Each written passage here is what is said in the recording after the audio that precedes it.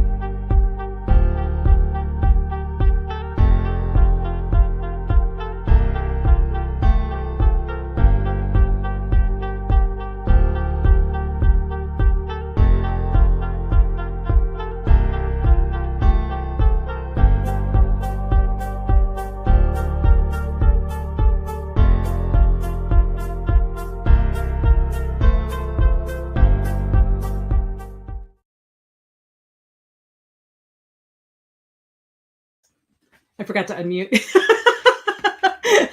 What's up, guys? How are you? I hope happy Monday. Welcome back to Monday Madness. You guys get the 4 horse ponies of the apocalypse. Horse ponies of the apocalypse. I don't know. Unicorn ponies of the apocalypse. Some friends of mine and I got. There was oddly enough 4 of us. Got shirts very similar to this for conventions a number of years ago, and I just love the shirt so much that I decided to wear it for you tonight. So welcome to Monday Madness, where I am clearly just, babbling about some stuff. So it's really good to be back with you guys. Let me know in the comments if you can hear me, and let me know how things are going. It's let's see, it's been, 2 weeks? Because last week I was in Virginia. Everything's made up and the points don't matter. Yeah, that's right. That's right. Yeah, whose live stream is this anyway, right? Hey, thanks, man. I appreciate that. Yeah, today's my my wedding anniversary. My husband and I have been married for 14 years. Yeah, it's been a really good time, man. I've had a lot more fun with him than without him. So, lots to talk about. So, hey, Melissa. Yay. Hey, Marisa. Thank you. So let's see. Last week, I wasn't here because I was at MarsCon in Virginia Beach, Virginia, which was a lot of fun. I was there with Melissa Olthoff. So there she is. Everyone say hi, Melissa. And not just Melissa, right? Like there was a bunch of people there too. Jacob and Heather Hollow were there. Got to meet Tom Pope. Got to hang out with Alyssa Hazel. Just, met some new friends, met some old friends. John Holmes, JF Holmes from Canon Publishing was there. Got to hang out with him a little bit. So, really, really great time. Christopher Rocchio was the guest of honor, and he's an old friend. So had the opportunity to hang out and have, I think we had like delivery ramen with him one night. So the hotel in, for MarsCon in Virginia Beach there's like a Mexican restaurant that's not too far, that's within walking distance. That's actually pretty good. We did eat there one night, but other than that, there's like not a lot super close. So we like Grubhubbed a lot just because we didn't want to leave the hotel, and we wanted to hang out with everybody and stuff. So this was that happened too. So yeah, we at the Bain Roadshow, we got to, Melissa and I got to unveil our new releases coming out from Bain this year. So mine is a book called Mage Light. It is a fantasy adventure, and Melissa's is a also sort of fantasy adventure, but a little bit more military, with a little bit more military slant to it. If you don't know, Melissa's also an Air Force veteran like me, and hers is called Rise from Ruin. So it was a lot of fun. We because Bain does the big covers, the cardboard covers for the roadshow, and so we took it's a tradition, right? Authors take a picture with their cover, and then we took a picture with each other's cover, being like, "Oh my God, look at Chris, because they're both beautiful, beautiful covers. Yeah. Sam Kennedy did the cover art for mine, and I forget the artist's last name, but Pierluigi something did Melissa's cover for Rise from Ruin, and it is beautiful. Yes, yeah, Marisa, both of those covers are amazing. Thanks. And yeah, we're pretty proud of the books too. So there she is, Leah with the answers. Pierluigi Abondaza. So hopefully I said that correctly and not with too much of a Spanish accent. So yeah, incredible artist. I guess he studied with Dan Dos Santos, if you're familiar with him. Dan Dos Santos did the cover for Witchy Eye by DJ Butler, which is to this day still one of my all-time favorite covers. So great art. It was a lot of fun. We got to see Leah at MarsCon, which was great. Yeah, she was in our group that did all the Grubhub ordering. So I think we had like poke one night, and then we had ramen, and yeah, so good stuff. But yeah, so in addition to that, so that was last week, and then got back Monday, a week ago. Got back Tuesday, and then last week was just really doing a lot of laundry, getting back into the swing of things in terms of writing and stuff. So in terms of what I've been working on, kind of already sort of hinted at it. So Mage Light is my fantasy adventure coming out in May. This week I went through the page proofs for that book.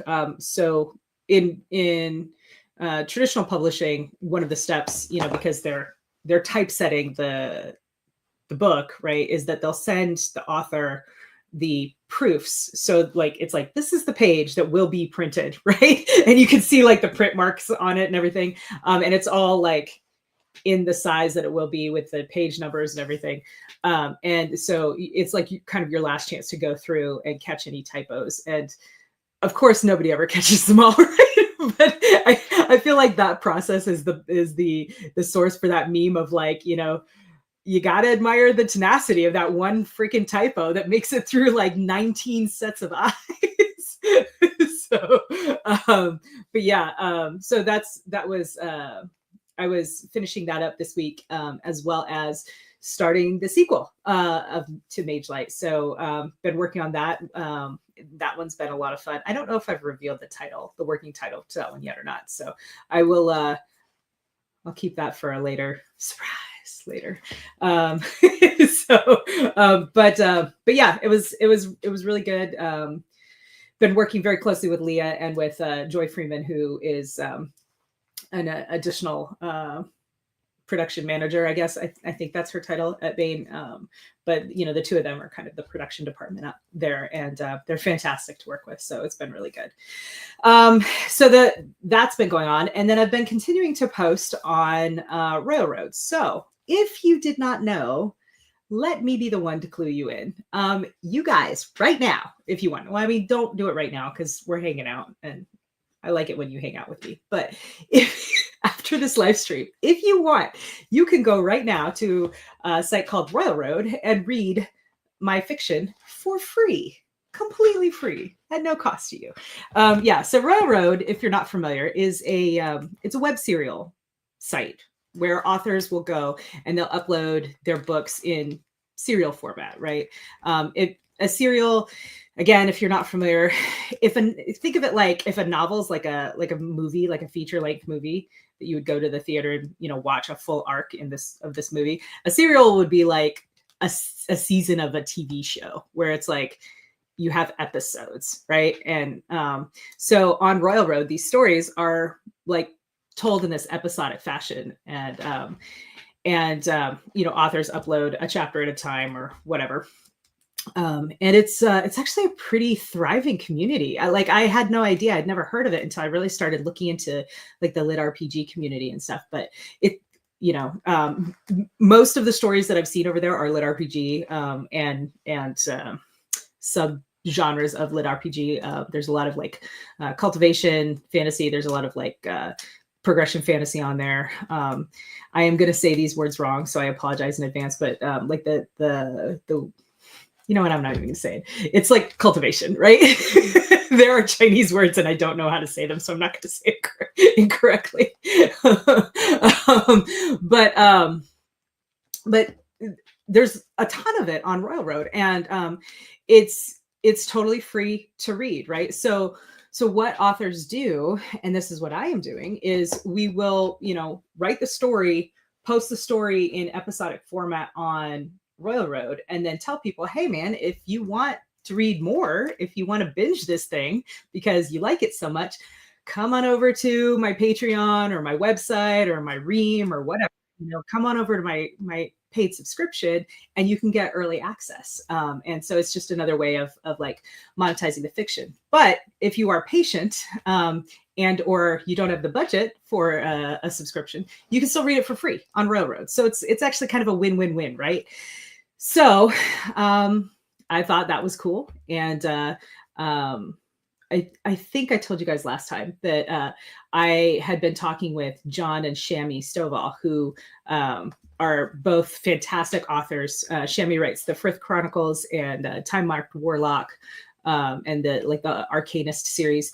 And then her husband John is a lit RPG author, and he writes this incredible deck builder series called Demon Card Enforcer. And I read that and I fell in love with it. It was actually the first thing I ever read on Railroad. And I absolutely fell in love with it. And I started talking with him about it and got the idea for Shadow Card Guardian, which is set in the same world. So it's like a spin-off of his serial. And so he gave me permission to go ahead and write the story. He helped me out with the cards and the magic system, which he created. Excuse me. Sorry.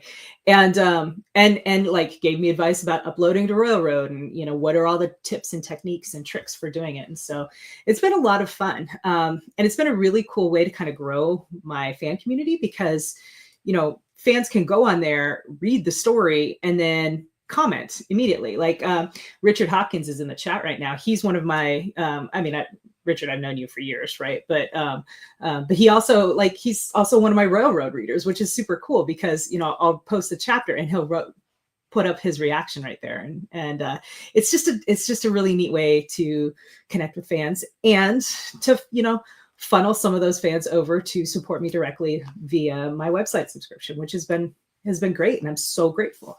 So so one of the ways that, one of the things that I thought would be fun would be, what if I read the first chapter of my serial Shadow Card Guardian here for you guys tonight? So go grab a drink if you don't have one already, and settle in, and let me introduce you to Jake and Dania, and set in the world of John Stovall's Demon Card Enforcer. But first, let me do this too. You guys look at that. Isn't that outstanding? That's the full cover art for, nope, that's not the one I wanted to put. There we go, that'll work. That's the full cover art by artist Michael Gladigow that I used. And I apologize if I'm saying his name wrong. I'm not sure where he's from. He's from somewhere in Europe, I think. But he did this incredible painting, with digital painting with for my cover. And yeah, so that's Danny, that's Jake. That is it's technically a scimitar cat, but it was bigger and flashier as a saber-toothed cat. So there we are. So this is the cover, right? Shadow Card Guardian, which, like I said, you can read for free now on Railroad. So the other thing is this will be coming out in paperback if you prefer to read your books, all at once. It'll be out in paperback and ebook. And I am having the audiobook produced as well. So more to follow on that, including release dates. But for now, I will put this back on the art slide, and we'll go ahead and read this to you. So here's what you need to know going in. In this world, once every 10 years, the gods gift 1 in 500 mortals with a magical deck of cards that are incredibly powerful and also incredibly valuable. Okay. Well, and the time that they do that is called drop night. Okay. And drop night is always on New Year's Eve, but it's once every 10 years. Excuse me. Okay. That being said, let's get started. This is chapter 1 of Shadow Card Guardian. Happy birthday. Jake, Dania yelled as she jammed her key in the lock and twisted savagely, then kicked the front door open. Jake, where are you? I'm here. Relief flooded through Dania Ellis's body. You never knew what would happen on drop night, with people hoping for magical cards from the gods, especially in Noirmore, a city with more murders than an entire true crime section at the local Barnes & Noble. She took a deep breath, stepped into the tiny front room of their shared apartment, and kicked the apartment door shut behind herself, then turned to throw the deadbolt and fasten the chain lock. Sorry I'm late, kiddo, she called. She bent to pick up the backpack she hadn't noticed falling from her shoulder and turned around to see her biological nephew and adopted son appear in the hallway from his room. A bunch of car accidents came in right at shift change, and I couldn't get free. It's wild out there tonight. It's drop night, Jake said with a shrug that projected supreme indifference. Dania wasn't fooled. She dropped the backpack on the sagging couch and walked toward her nephew, her arms open in invitation. Yeah, but it's also your birthday. I know it's late, but I got a cake the other day. It's in the freezer. What do you say to a little midnight celebration? Jake's carefully unconcerned expression wavered, and a smile curved his lips. He nodded and stepped forward, allowing Dania to wrap her arms around his shoulders. He's taller than me now, she thought. I wish you were here, Kaylee. You'd be so proud of him. Dania's big sister had been the one to care for her when they were kids. They'd never known a dad, and their mom had done her best, but addiction plagued her for her entire life. She overdosed when Dania was only a little older than Jake, leaving Kaylee to raise her sister. Kaylee had been there for her no matter the cost, and Dania had vowed to do the same for her son. Dania had been so happy for Kaylee when she met a stable IT guy named Mark. They'd gotten married, moved to a house in the suburbs, and built a beautiful life that Dania admired very much, even if she'd never wanted it for herself. She joined the army instead. When a deployment to Afghanistan left Dania with a Bronze Star, a Purple Heart, and recurring nightmares, Kaylee was the one who helped her put her life back together. Kaylee had convinced her to enter the Army's nursing program and to go to officer training.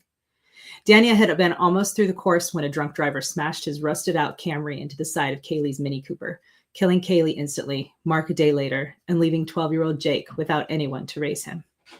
Without anyone but me, Dania corrected herself. He's got me, and I've got him forever. And I'm not alone either. I'm lucky to have a relatively good job at the hospital that pays all right, enough to afford this place anyway. And I've got friends, really good friends even, a couple of the other nurses, and Berto. Always Berto. Berto had been her medic and battle buddy since her first deployment. He looked out for her, and she for him. Like Danny, Berto had struggled when they came back, but they'd leaned on each other and gotten through the adjustment period together. Berto's not a friend. He's fucking family. You okay, Danny? Jake asked. You're just kind of staring. Dania squeezed him once more before letting her arms fall. Yeah, kid. Just wild night, like I said. Car accidents? His voice carried a little catch, and Dania cursed her thoughtlessness. Yeah, she said. Like mom and dad? Dania held Jake's gaze, refusing to look away. Looking away felt too much like dishonesty, and she'd promised to always be 100% honest with him. One of them, yeah. Did they? We were able to save a couple of the occupants, a mother and her 3-year-old. The father was dead on scene. Jake's Adam's apple bobbed up and down, and he nodded. But the mom's going to make it? The kid? Hope so. As she spoke, Dania heard the fatigue in her voice. Jake nodded. Strong work. I'm glad you were there. Me too, kid. But now I'm glad to be home to celebrate with you. So what do you say? Want some cake? What kind? His mouth quirked up in a smile. Chocolate with salted caramel ice cream and chocolate chunks? Dania raised her eyebrows in challenge. Jake whistled slowly.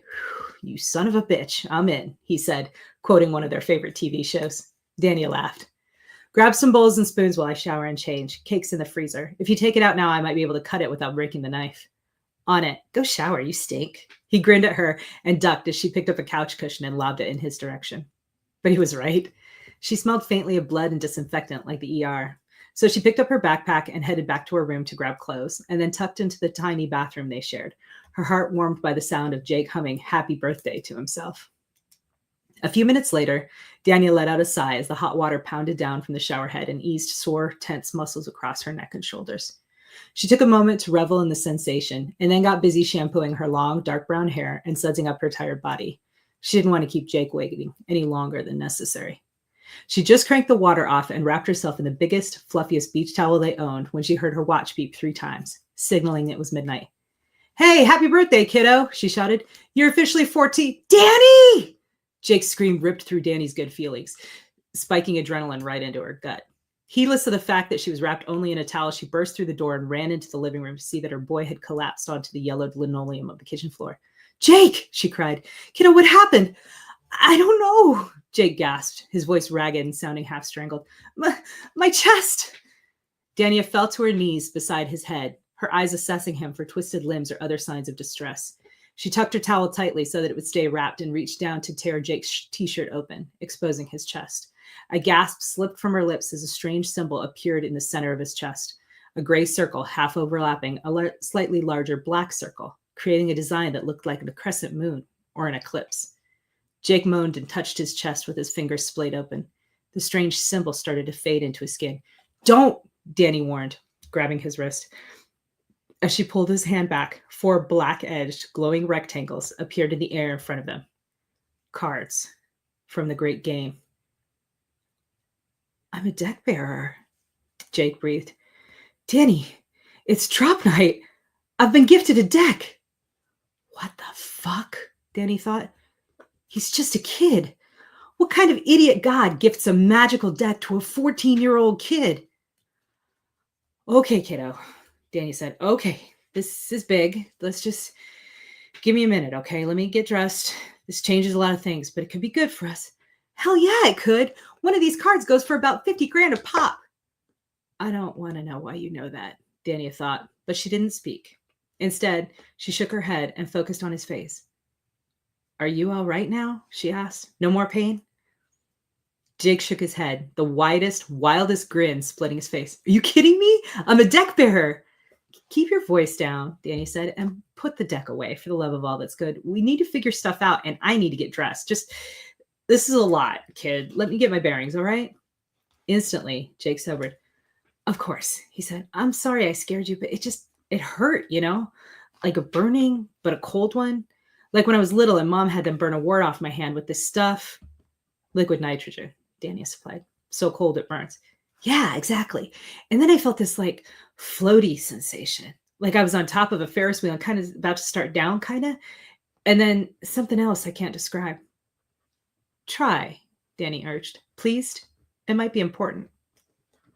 Jake shrugged and looked down at his once more unblemished chest. Like I was unstoppable. Like even if someone hurt me, they couldn't escape me.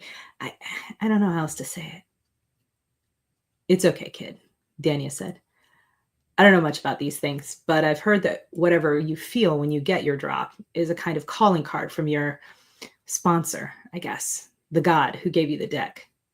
She pushed up to her feet, ignoring the way her knees cracked and fatigue pulled at the edges of her mind. "Let me get dressed, and then we'll sit down and take a look at your deck, all right?" "Yeah, okay." The glowing, black-edged cards disappeared from the air in front of Jake, and he sat up. "I guess I'll finish cutting the cake." "Good call," Dania said, backing toward the bathroom. "Be right back." "Okay," she thought, as she retreated back behind the bathroom door and began frantically pulling on the leggings and hoodie she'd laid next to the sink. "This is big. He's right. These cards are worth a fortune. I wonder how many he got. He has to have 10, right? I don't remember the rules of the stupid great game, but even if he could sell one, that could make a huge difference. Get us out of the shitty apartment, maybe into a little house." For just a moment, while she dragged a comb through her long, dark hair, Danielle let herself feel how much she longed to give Jake a better life than what she'd managed to provide so far.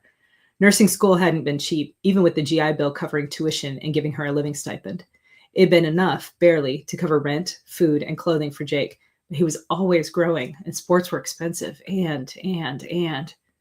It's always something, she thought as she stared at her reflection in the mirror. "Take it as it comes and handle business, girl. You got this, even with this new complication. A complication that might, in fact, help us a great deal."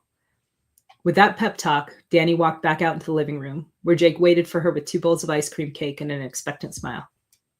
"All right," she said as she took one of the bowls and curled up next to her backpack on the couch. "Pull your deck bearer. Let's see what you've got." Jake touched his chest with a splay-fingered gesture Dania was used to seeing in hundreds of TV shows and movies, and as he lifted his hand, the 4 cards with glowing black edges reappeared. With a look of wonder on his face, Jake reached out and touched the one card that hovered a little bit away from the others. The card contracted into an inky, glowing swirl that spiraled down until it touched the floor. Then a figure coalesced from the spinning shadows. A young man who looked about Jake's age, with black hair and pupilless, glittering midnight eyes. He wore unrelieved black and carried a black-bladed knife in either hand. The card creature flicked his gaze from Jake to Dania and back again, and a feral smile split his face, making the hairs on the back of Dania's neck rise. Greetings, my deck bearer. We are going to have a lot of fun together. Jake, who is this? Dania demanded. Something about the way the shadows clung to and twisted around the creature. She couldn't think of him as a kid, no matter how he looked. Made her skin crawl with morning. Makiri is my companion, Jake said, pronouncing it like Makiri. His voice carried a thread of wonder and excitement that filled Dania with foreboding. He's a 0 power cost card, something new for this cycle, and his stats are wild. The cycle of the lost and lonely, Makiri said, tilting his head to stare at Dania. She swallowed against the instinctive fear that rose within her. But with me, Jake will never be either again. Jake has me, Dania muttered before she could stop herself. He doesn't need a whatever you are. Everyone needs a knife in the dark. Mother taught me well. I can eliminate enemies faster than a blink. No, Jake, come on, Dania said. This isn't, I know you want to be a deck bearer, but this isn't the right kind of deck for you. We don't just kill people without reason. Mother disagrees, Makiri said, his grin twisting into a little smirk. Perhaps you would like to argue with the goddess of night herself? Nyx gifted him this deck, Dania gasped. Inside, her stomach dropped and fear started to flood her mind. Why would the goddess of night, darkness, and hidden things take an interest in her nephew? Dani, it's all right, Jake said. It's going to be all right. I promise. Let's look at the other cards. Crack! Dania jumped as the door slammed open, the useless locks dangling from the remnant. Sorry, let me start that over. Dania jumped as the door slammed open, the useless locks dangling from the remains of the door frame. Time seemed to slow as a deep, primeval terror rose up in her mind. From the darkness outside the apartment, a low, sinister growl preceded a guttural snarl. Inch by inch, a lean, muscled wolf the size of a lion stalked through the door, nose quivering. It took one look at Jake and let out a bark that somehow sounded both triumphant and malevolent. Dania swallowed against the fear and tried to force her body to move as a sneering, mocking voice followed the huge wolf inside. Happy drop night, baby deck bearer. Congratulations on your deck. Now it's time for those cards to go to someone that deserves them. Me. And that's the end of chapter 1. So I hope you guys enjoyed that. Let me flip this back over here. I can never get it to where. Nope. Sorry. Oh, whatever. We'll go with that. Yeah. So hope you guys enjoyed the first chapter of Shadow Card Guardian. Like I said, you can read that now for free. Chapter 2 is waiting for you on Royal Road, so you can see who exactly showed up, breaking down their door with this gigantic dire wolf. Which I don't think I said that in the text, but there's a small spoiler for you. It's a dire wolf. Yeah. So there you go. That's Shadow Card Guardian, or at least the beginning of it. So I would love it if you'd go check it out. Let me know what you guys think in the comments there. If you know people who like this kind of story, spread the word. The more eyes on it, the better. And I will definitely let you guys know when it's coming out. I'm targeting probably March. But a lot of things kind of have to come together. I'm hoping that we can do a simultaneous or near simultaneous release with the audiobook, which, like I said, is in production right now. The audiobook narrator will be Anna Delphine, and she is fantastic. If you are familiar with her work, she did one of the Lunar Free State books by John Sears. Yeah, she's terrific narrator. I'm super excited to be working with her on this project. So yeah. So thank you guys so much for indulging me. And I think, unless you guys have any questions and stuff, we'll probably leave it there for tonight. But thanks again for hanging out with me. It's good to see you guys. I love doing these. So, oh, you guys are so kind. Thank you. Thanks, Leah. I appreciate you both so much. So, yeah, and it really is a gorgeous cover. Like, I cannot say enough about Michael Gladegau's art. I don't know if you can see it a little better. I'm gonna flip back to this gigantic one here, but like you can see these brush strokes, right? It's so beautiful. I kind of want like this as a painting on my wall. I feel like I say that about every single piece of art I've ever gotten, but yeah, I do. Like I just do. Yeah, Leah's familiar with the narrator too. She's super talented. Yeah. So she got her start in like theater, like acting, on a stage. So I don't think I think she's just doing it like a narration, right? Like she's not trying to like, act out like a radio play or anything like that. At least that's not what we talked about. But I know that she is doing different voices, and because we've talked about, what some of these characters sound like and stuff. So it's gonna be good. I can't wait. I can't wait to share it with you guys. I hope you guys love it as much as I do. So, all right. Well, that being said, I don't know what you're saying yes to, but yes. Marie says in. Oh, I missed this comment sorry, Hopkins. Yeah. Yeah. Absolutely. They used to do movies and radio shows in an episodic fashion. And some books, right? Like you can still see some book series are written like episodically, like a lot of detective novels, right? When it's like a long running series with the same detective and his team. But each book is a case. So they'll be like kind of episodic like that. So how great the narrator is and printing out art for the wall. And just in general, great stories. Yes to all of the above. All right, you guys, I hope you have a great week to come.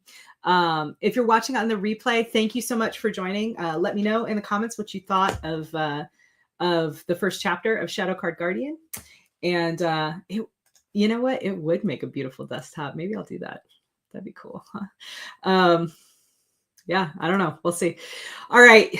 You guys have a great night. Be safe. If you like this video, please leave me a Chuck Yeager thumbs up. That would really help. Helps to, massage the algorithm in my favor. Let other people know if you think they'd like to come be part of our community here. And yeah, that's pretty much it. All right. I'm Casey Ezo, and this is my writer life. Oops. We'll see you guys later. All right. 1 click, 2 clicks. Bye.